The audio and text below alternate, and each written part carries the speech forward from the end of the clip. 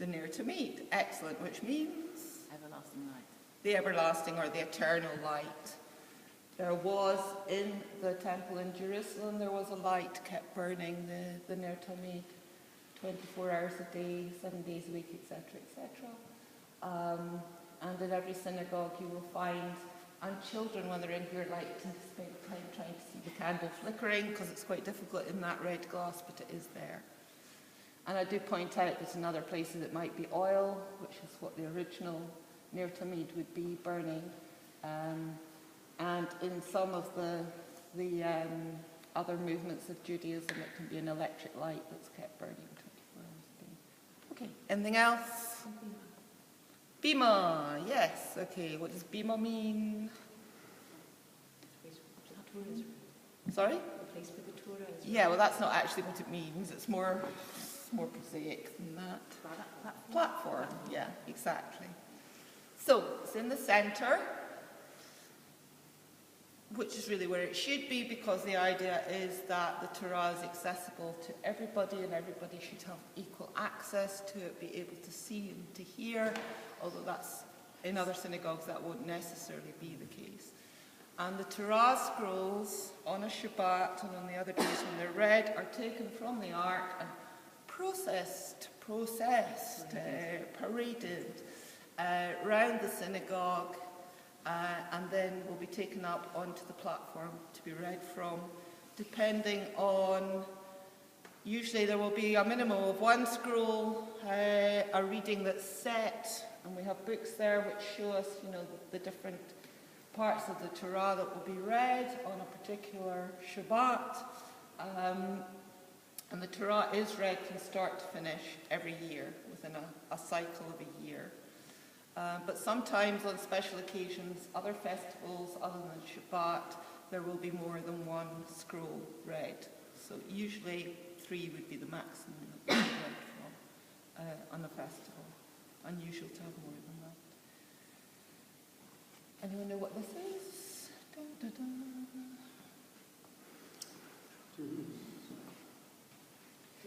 A talis, a talit, depending on how you want to pronounce it, a prayer shawl. Anyone know who would wear a prayer shawl? Men. In this synagogue, in Orthodox synagogues, in Reform synagogues, in Liberal synagogues, in Masorti synagogues in the UK, women can also wear them. And do you know when you should be wearing one? Well, basically when the Torah is going to be read, that's when you should be wearing a prayer shawl. Okay. During the week in the morning. Yes. Yes. Yeah. But it's absolutely essential that you have it on when the Torah is being read from. Yeah. And do you know, if there were not enough people here, do you know how many people you need to have here to be able to say some of the central prayers and to be able to read from the Torah? 10. Which we call a minyan. In this synagogue, that would mean 10 men. Jewish men would have to be here. In a progressive, in a Reform Liberal synagogue, then it would be 10 men or women that would have to be there for things to proceed in any way. Okay, anything else that you see when looking around this synagogue that tell you it's a synagogue? Menorah, yeah, which are the 7-branched candlesticks. Again, that is the oldest symbol of the Jewish people. In an archaeological digs going back 3,000-4,000 years, they find representations of the menorah within, Jewish sites, not the Magen David. And there were menorah in the temples in Jerusalem. 7. Why 7 candles? Nobody actually knows for sure, but 7 is a significant number from the point of view of 7 days of the week. 7th day is the holy day, the day of rest. But nobody knows. And there's a plant in Israel. There's a biblical plant museum in Jerusalem, and it's got this plant that's got little menorah leaves. You know that? Oh, okay. Right. So maybe they looked around at the natural landscape and decided, look, that looks like a candlestick. Yeah. absolutely. Anyone see another different type of menorah here? 8-branch one. Yeah. At the back there, you'll see there's a Hanukkah, which has 8 places to hold candles, plus an extra place at the front for the helper candle that you light the other candles with. And Hanukkah, again, I'm not going to go into festivals here, but Hanukkah is one of our festivals. It's actually quite a minor festival, but it's one that lots of other people know about. It's a festival of light. It happens in December, and it lasts for 8 days, and you light one candle the first day, 2 the second. I'm not going to go into this with you today because I know you're going to be doing festivals another time, but I would normally, rattle through the festivals, pointing out which the main ones are, and always with a group that's coming, if it's a pre-booked group, I would find out from them beforehand what do they know already and what they're looking for from a visit. And, we do get children that come in, December and they're wanting to talk about Hanukkah, or they might be here around about the time of Rosh Hashanah, so you'd focus on, on that time of year. Think about, just out of interest in here, well, I'll point out to you that we do have the prayer for the royal family up there and the prayer for the state of Israel, which are always said in a synagogue as part of our services, because loyalty to the government of the country in which you're living is always stressed, that you should abide by the laws of where you live. I think that's a good thing to point out to other people outside the Jewish community.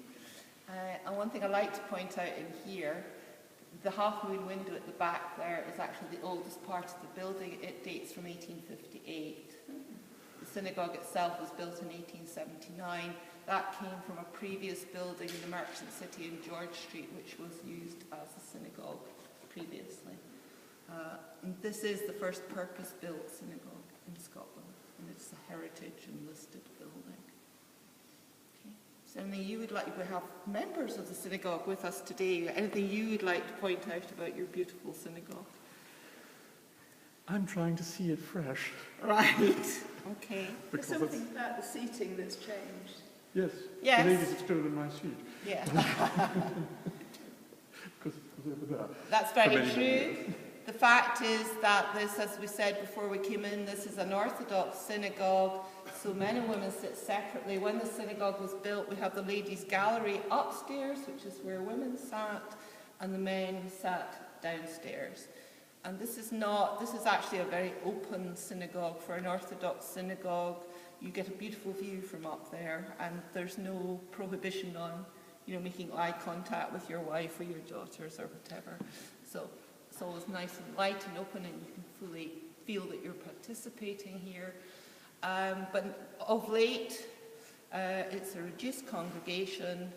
Not so many people, sadly more elderly people than young people. And so services, people usually just sit downstairs now, and we have the ladies sitting on that side. The blue cord represents a mahitza, a barrier, and on that side the men would sit.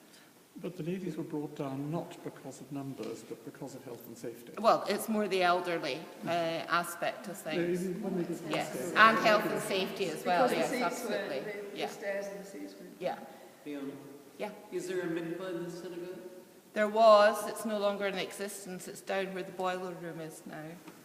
Do you discuss that if anyone asks about If that? somebody asks, I wouldn't necessarily. You're limited in your time. We usually have people coming here. I might be doing, half hour, 45 minutes at the most up here. Nobody usually stays for longer than an hour, so you're quite limited in how much you can squeeze in. But if somebody asks, I would talk about that. The reason I ask is you mentioned earlier, if it's a pre-booked group, you assess a little bit what they're interested in, et cetera. And if they're Christian, they might be interested, in Indeed, they might. In immersion versus, Yes. the Christian tradition, the Jewish tradition. I like to point out things that we have in common, rather Absolutely. than are different. And what about? Although sometimes that can be, can muddy the water slightly. Yeah, but at least No, it but shows absolutely. It shows them that we have Yes. similarities. Yeah. I wouldn't bring that up with children. I absolutely wouldn't. No, I wouldn't bring it up with children. Because usually. unless it was maybe secondary school children, I certainly wouldn't bring it up with primary children. Make us connected with, ritual purity before marriage and so on. And I don't know that I would feel comfortable. Okay. Interesting.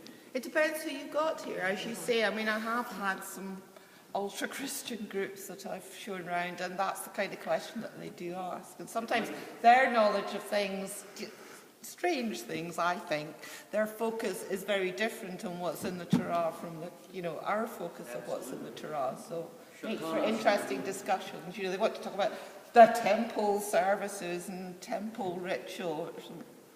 Well, we're not concerned with that anymore because we don't have a temple anymore. You never know what questions that we were going to ask. What about weddings? I saw the wedding picture. Yeah, here. well, I Can would you talk about some of the life I cycle do. events? I do.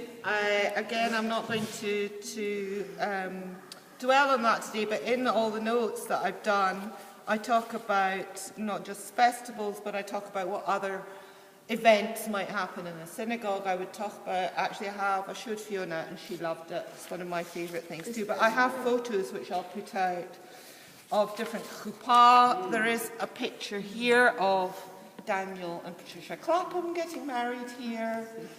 The chuppah would be set up in this area here. A chuppah would never take place on a Shabbat. But there are photos of various weddings. I've got also other weddings here that have taken place in this synagogue. Where is my favourite photo? Here we go. But I do, again, like to stress that you don't have to have a wedding here. And this is one of my favourite photos. It's some people up on top of a mountain in their ski gear using a talit, as the chuppah. Nice. It's lovely. I really like it. So there's lots of different ways of being Jewish and practicing your Judaism that fulfill the obligations. So Sharon had a question. I had a question. Yeah. I just noted that we've been here for half an hour and you never talked about God. Well, if I would, that's very true. I would actually, I slipped over that because we didn't talk as much as we might have about the Ten Commandments, but that is the point. And actually, if I was doing the answer to the near to meet, what does it represent? I would have said normally at that point that it represents the light of the one God burning at all times, always with us, always present, can't see it. Again, we're back to the graven images. And it is the first commandment, as I am the Lord your God. So we are a monotheistic faith, and yes, I would mention that. Cool. Sorry, I didn't mention No, that. Is that not typical of Judaism? Don't worry, he's here. He's here. Yeah. I hope she's listening. One thing I think is really interesting is about carrying. Yeah. So the books are here, and the prohibition about carrying on Shabbat and all that. Yeah. Yes, well, that can be talked about as part of Shabbat. The fact is it's a day of rest, and that's interpreted very strongly, particularly within Orthodox Judaism. Less so, although there are many observant progressive Jews who would also observe the rules, the laws of Shabbat. Again, I might talk about that in the kitchen, maybe, from the point of view of when you're preparing for Shabbat, and it has to be done before Friday night comes, because you can't do work on a Shabbat, which includes don't walk, don't drive a car, don't carry. And people do actually, if you give them time to have a look around, they will ask, what do you keep in the seats, etc., etc. Or I might point that out, because I've put out examples of our prayer books and the Chumash. You can point out, that we have a full set here because it means that nobody has to carry to come with them. Or if they have their own, they'll leave them here. So, yeah. I'm so used to seeing the English and Hebrew prayer book. That's just what I always thought it was like. And when I went to Israel, I was completely knocked out to see it just in the one language. Yeah. Well, again, and sometimes people want to, I do always try and give time for people to have a wee look at the books themselves. And yes, I would point out they're in Hebrew and they're in English. And that, they open up the way you expect because of the way